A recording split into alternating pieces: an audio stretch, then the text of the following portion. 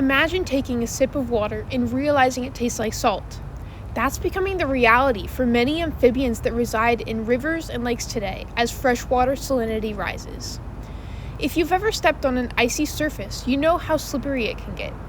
Adding salt lowers the freezing point of water, turning ice that would normally form at 32 degrees Fahrenheit into water, which is much safer to drive on. Humans are inadvertently harming amphibians by applying road salt on icy roads, which leaks into the freshwater ecosystems. Just in North America, about 14 million tons are used per year, and that would be the equivalent to the weight of 2 million elephants. Amphibians are especially vulnerable because they breathe through their skin, which is called cutaneous respiration. Salt draws water out of their tiny bodies, causing dehydration, skin and gill damage, reproductive changes, and development issues.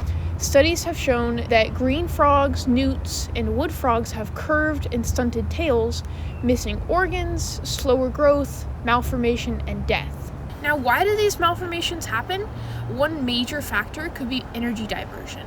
Normally, embryos allocate energy towards growth and development, building organs, tails, eyes, but in high salt environments, much of that energy is redirected towards expelling salt from the inside of the body. In hyperosmotic conditions, African clawed frogs had an 80% increase in metabolic rates or energy demand. Another contributing factor could be physical constraints. When in a salty environment, amphibians and their cells become dehydrated because the salt draws the water out via osmosis, resulting in decreased size.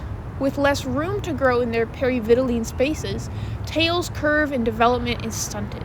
The constant demand to keep the amphibian alive and continuously pump salt out while also losing water to the environment results in less available energy for growth and decreases survival chances. Freshwater salinization harms amphibians, plants, and other wildlife by forcing organisms to divert energy from growth to survival, leading to stunted development, malformations, and higher mortality.